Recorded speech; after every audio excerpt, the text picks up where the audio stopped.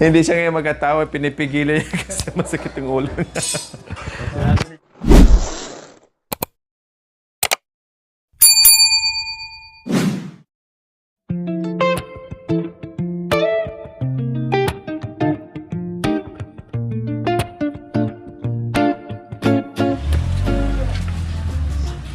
Yes, mga kabayan. Ang bilis na ikabit na po kaagad, mga kabayan. Ito na po yung ating gate. Wow, ang bilis. Ang ganda po, mga kabayan. Madam, may pintor po. Sabi ko nga kahapon, mga kabayan, bukas ay maikabit na ito. So naikabit na po nila, mga kabayan. No, nakita nyo naman, napakaganda ng ating bagong gate. Wow! Ang plano ng Kuko Lumber, mga kabayan, ay naging bakal. So, primer to, mga kabayan, para hindi kapitan ng kalawang. So, kailangan talaga dito, mga kabayan, ay may primer at saka kulayan pa to natin ng final, no? Black na lang, mga kabayan, kasi ito green. Oh, green temptation. Lagyan naman natin ng ng ibang kulay para kahit paano may naman siya, anong tawag nito? May nakakaiba naman yung kulay black, mga kabayan, na ilagay natin dito, yung hindi puro green. May contrast, kumbaga, no? May contrast po, mga kabayan, kumbaga, para litaw at kitang-kita yung kulay black. So, primer yan, kuya, tama? Para hindi kalawangin, mga kabayan.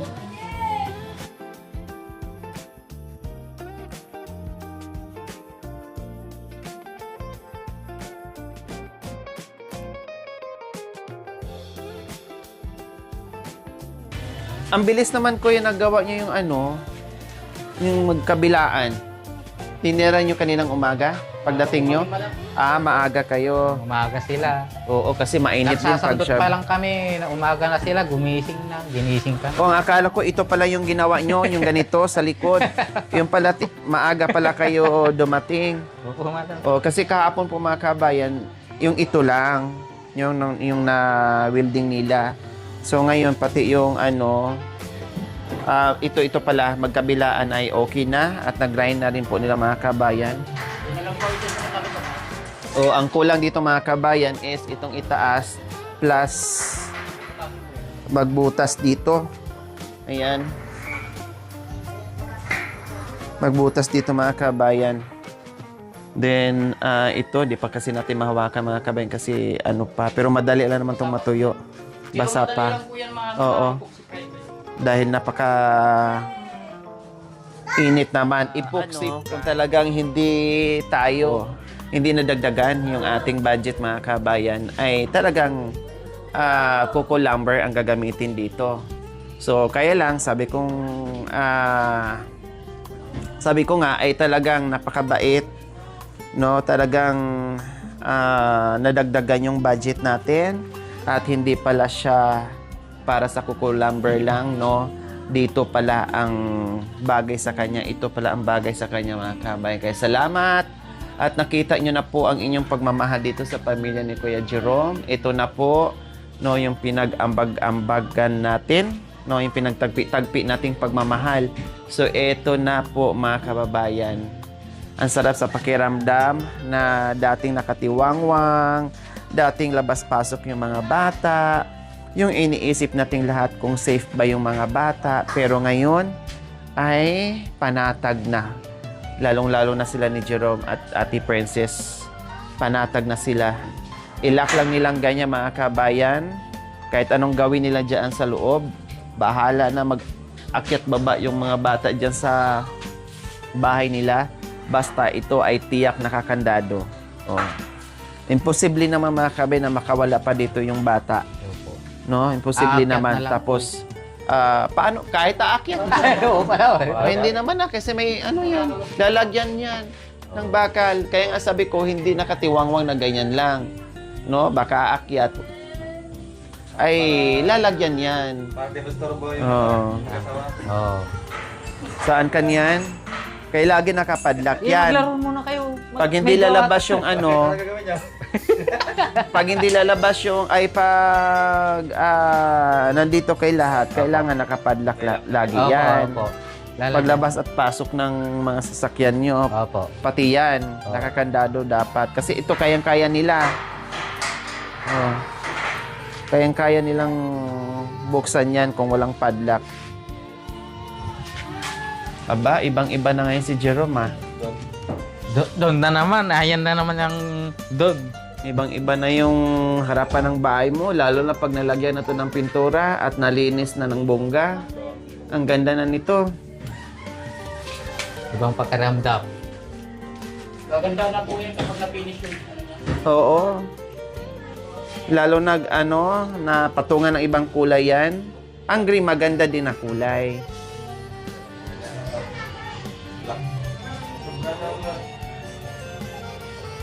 Kailang, syempre, ay patungan pa natin ng ano yan.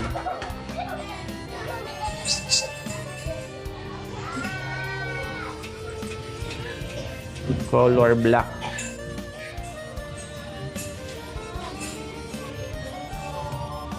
Yung bakal natin, okay pa? Kakayanin? Or sobra pa?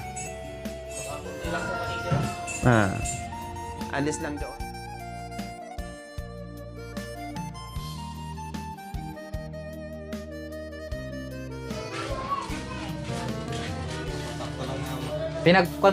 Pinagmerienda ko po no sila. Binili.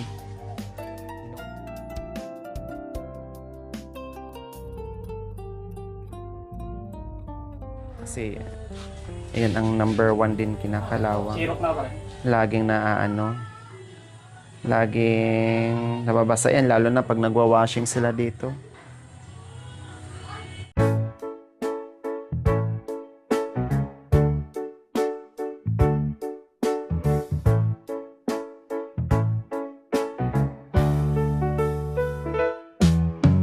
Sa umaga'y gigising, dalay pag-asa, pedicab ang hanap buhay kahit hirap na hirap na. Sa kalsada'y umiikot, pawis ang kapali, para sa pamilya niyang siya'y mahal na mahal higit.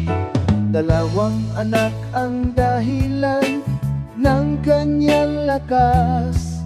Panganay ay espesyal, may sariling landas. Sa bawat hamon ng buhay, siya'y di sumusuko. Kahit bahay nila'y gulo, puso niya'y buo. Kahit napabayaan ang tahanan nila, pagod at problema'y sabay-sabay na. Ngunit may dumating na liwanag sa dilim. Team Lori, Dalay pag-asa at paglingap na taimtim. nilinis ang tahanan, inayos ang buhay sa munting kubo nila. Saya'y muling sumilay. Unti-unting nagbago ang kanilang paligid. Dating magulo Ngayon'y maayos at malinis. at malinis, Ang mga batay umitim. pag-asa'y nadama sa tulong ng iba. Bumangon ang pamilya. Hindi lang bahay ang kanilang inayos, kundi puso't pangarap na halos ay naubos. Sa bawat tulong, may pag-ibig na alay. Na nagbigay lakas Para muling magtagumpay.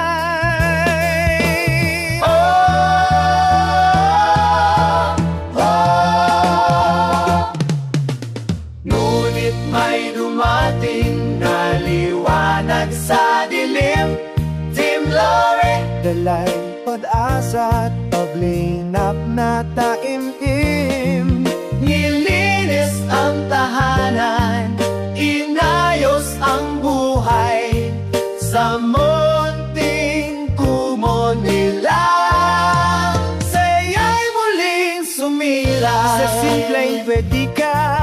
Nagsimula ang kwento na minsan. Ano pala mga kabayan, may nagsuggest dito sa sa tinanggal natin na bayabas at atis, no? Lalong-lalo na yung atis mga kabayan ay may bunga na at matataba. Yun nga lang, dumating kami dito ay yung bayabas natanggal na. Yung natira is yung na lang, yung atis, no? Hindi siya pwedeng mga kabayan, hindi na siya pwedeng ilipat. Alis lang kung doon sa likuran, sa bakante, pwede naman. Pero kung ipasok pa natin, tapos dito lang din natin ilagay, or sa likuran nila mga kabayan, walang space doon. Tsaka dito hindi rin pwede, kat ipaso mo yun, no? Lalaki naman yung mga kabayan, kayang-kaya ding sirain at magiging sagabal dito sa gate at pati dito sa daanan mga kabayan. Kaya ang ginawa na lang ay putulin. Kaya lang, hindi naisip po mga kabayan na malaki yung bakante doon sa likuran. Nakikiusap sana ni nanay doon na, "O nanay, sa'yo na lang to, ilipat namin. Sayang kasi." Ewan ko kung mabuhay yung kung ililipat mga kabayan. Siguro yung bayabas, pwede pa. Kasi maliit pa. Yung kasi, yung atis malaki na eh. Napuputo lang nila. Pero yung puno medyo malaki na mga kabayan. Ang ganda kasi namunga na kaagad. Yung ibang atis, matagal mamunga. Pero dito, kaya pinatay na lang po mga kabayan. Sayang, yun nga lang sayang.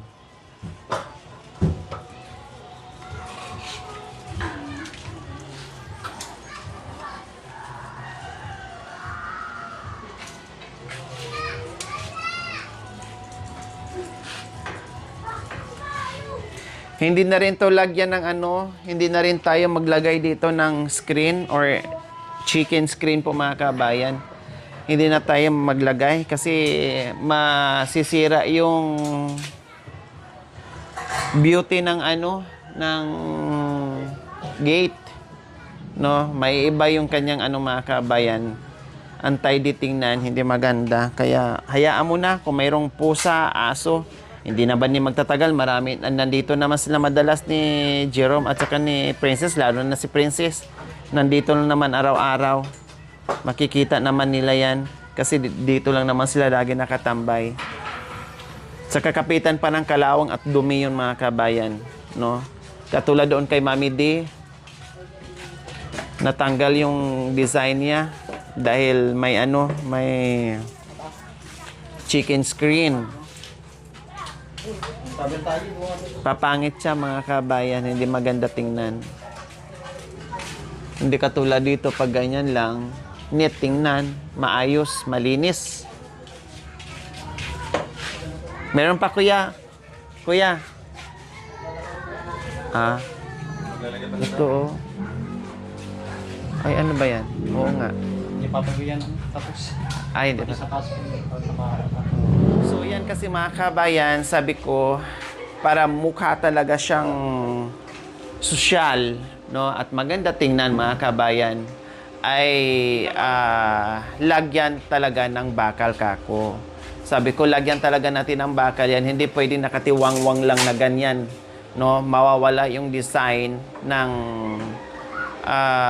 gate kapag walang ganyan na naka-open lang siya. Kaya sabi ko, okay, sige, isama natin yan sa budget, lagyan natin ng bakal din dyan sa itaas. Kaya sabi ko, ay hindi pwedeng isagad doon ito kasi sobrang mabigat na, no? At pangit yung design niya kapag idiretso natin Pinapadaw natin spiritual. doon, idiretso natin yung itong gate. Kaya sabi ko, maglagay nila ng design dyan para kahit papaano, ay Di ba kasi pag maganda tingnan. So, ayan po mga kabayan. Kinakabit na po nila yung bakal. Pinidal ko lang. Naubos yung budget. Wala. Yan, ikakabit na po nila yung bakal mga kabayan.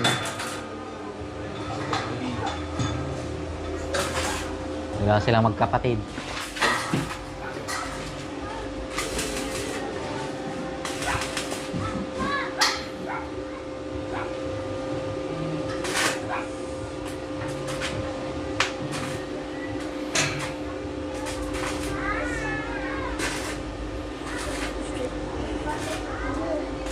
Pasaway ka daw.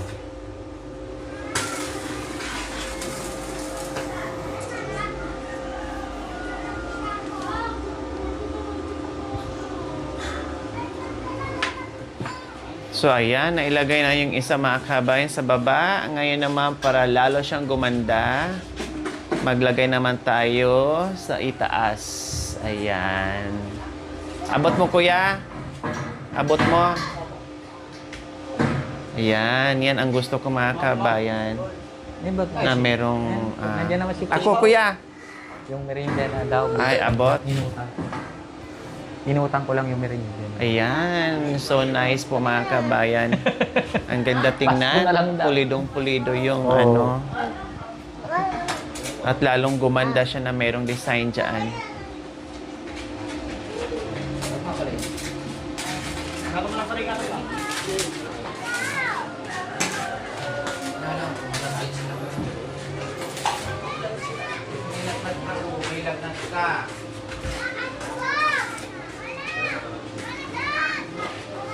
Isa pa po mga kabayan, no?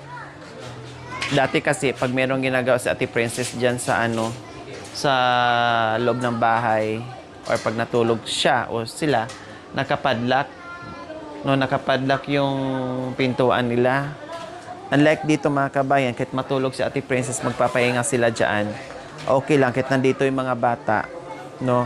Ay makaano pa rin, kahit hindi sila makalabas dito mga kabayan, makakakita pa rin ng mga taong dumadaan dyan, may mga batang naglalaro dyan, no? Kitang-kita pa rin nila sa labas, unlike doon sa loob na nandoon lang, no? Unlike doon sa loob na nandoon lang nga kawawa, makikita puro pader. O dito, pwede silang tumambay. Kahit naka-close yan, open naman yung ito, no? May mga awang naman, makikita pa nila yung mga bata diyan. No, hindi yung kawawa na doon lagi nakakulong sila sa loob. 'Di ba? Lagi sila nakakulong, laging kinukulong ni Princess dahil natatakot dito dahil minsan nangang na bundol diyan. Kaya malaking tulong sa kanila. Kaya salamat po talaga sa aking mga mapagmahal and very generous sponsors po mga kabayan. Eto na. No, natupad na ang ating mga request at pinabongga pa natin ng bonggang-bongga. Yan. Lalo na yan na merong design. Di ba mga kabayan, nakita nyo po? Ang ganda, malinis.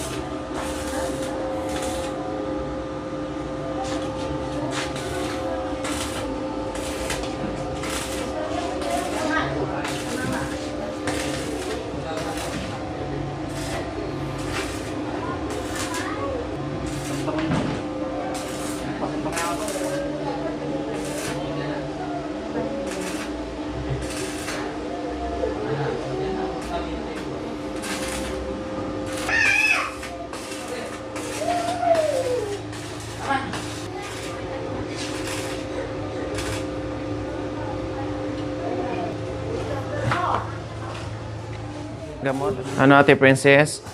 Maganda po yung gate. Natanggal yung sakit ng ulo mo, nakita mo yung magandang gate. O, di ba? Po, ano yung ulo ko? Ha? Nagpalit ako kanina. Nagpahilot ka kanina? Saan ka nagpahilot? Ano po yung matanda dito? Pumunta dito? Nung nahilot ka, medyo nakarelax. Oh. Inom ka ng gamot every 4 hours. Hindi yung inom ka ngayon, bukas hindi. Ano, yan, dahil sa alikabok dito, grabe kasi yung alikabok dito nung nakaraan. Hanggang ngayon, halo-halo na. Sobrang init ko kagabi. O tapos ang init pa pati. Sobrang init ko kagabi. Hindi siya ngayon magkatawa, pinipigilan niya kasi masakit yung ulo niya. Sabi ko, magpa-aircon ka. Kailang problema kung mabigyan ng aircon, walang pambayad sa kuryente. Putol na naman, may aircon pero walang kuryente, naputulan. Kulang. Sabi ni Jerome, sabi ni Princess, ang ganda na daw ng gate. Maganda na. Magagandaan na rin ako. Ha? Maganda na. Maganda na? Parang hindi na sila makalabas sa bahay. Parang hindi na sila makalabas. May CCTV. Pati ikaw? Hindi, may CCTV yan. Nandito yung... Palagyan mo pa ng CCTV. Grabe. Ate Princess, palagyan pala niya ng CCTV daw. Hindi ko na talaga. Oh, sang-ayon ka ba, Ate Princess? Sa nire-request niyang CCTV? Siyempre, may nagnakaw dito yung kuwan mo. Ninakawan pa kayo? Oo. Anong ninakaw? Yung kalat... Mga basura? Yung kalahating bigas saka shampoo niya. Yung bilili na natin yung sa grocery. Nanakawan kayo, Ate Princess? Nakulo po yung timbang ko. Maliit na pabigyan ng puso. Kailan? Yun aligos. Bakit hindi ba sarado? Sarado po yan. Sarado po yun, nabuksan nila. Nabuksan nila. Walang susi? Wala. Ginanya nyo lang. Ay, apo, napasok. Buti hindi inubos. Nagutom lang siguro at walang pangsaing. Siguro. Bigas, at ano pang nawala? Bigas? Saka yung shampoo niya. Siya po pa. Dosi na pera. Inuwan na. Siguro sabi niya, ang dami mong ginursiri, bawasan natin. Kasi sabi siguro, ang dami mo namang dinampot, ang dami mong pinamili ng ano, kaya magbawas lang. Buti nga, hindi kinuha yung... Talaga? Totoo, Princess, na nawalan ka ng bigas at saka shampoo? Opo, nakala yung timbang na Buti nga... Hindi ka nagtanong-tanong sa mga kapitbahay mo. Hindi na, nayamin na namin. Dapat nagtanong-tanong ka, isa-isahin mo lahat sila.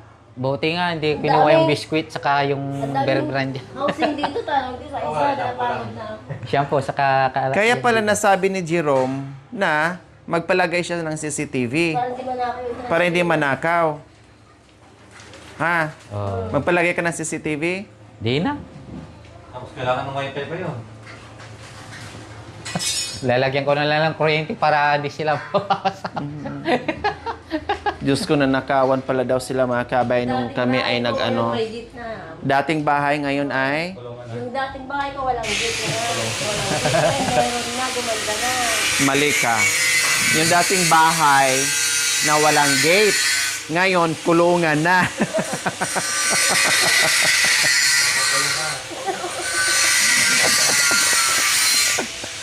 Ngayon kulungan na yung dating Ni bahay. Jerome.